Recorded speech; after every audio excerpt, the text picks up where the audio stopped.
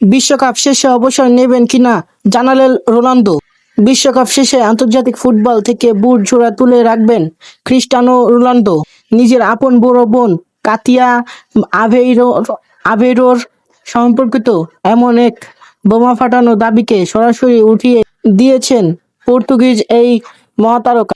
এর আগে বিপক্ষে পর্তুগালের শেষ ৩২-এর ম্যাচে ঠিক আগ মুহূর্তে পর্তুগিজ সংবাদ মাধ্যমে স্পোর্টস টিভির মুখোমুখি হয়ে তাকিয়া আলভেজ দাবি করেন, এটি রোনালদোর লাস্ট ম্যাচ বা শেষ আন্তর্জাতিক টুর্নামেন্ট। কাতিয়া বলেছিলেন, আমার কাছে থাকা একটি নির্ভরযোগ্য সূত্র অনুযায়ী আমি বিশ্বাস করি এটাই তার জাতীয় দলের শেষ টুর্নামেন্ট। তাই আসুন আমরা এটি উপভোগ করি। তবে মাঠের লড়াইয়ে ক্রোয়েশিয়াকে ২-১ ব্যবধানে হারিয়ে শেষ ১৬ নিশ্চিত করার পর সাংবাদিকদের মুখোমুখি হয়ে রোনালদো অবসরের বিষয়টি পুরোপুরি নাকচ করে দেন। পর্তুগিজ তারকা বলেন, এই মুহূর্তে বিষয়টি মোটেও গুরুত্বপূর্ণ নয়। টুর্নামেন্টের জয় বা হারের পর এ নিয়ে কথা বলার অনেক সময় পাব।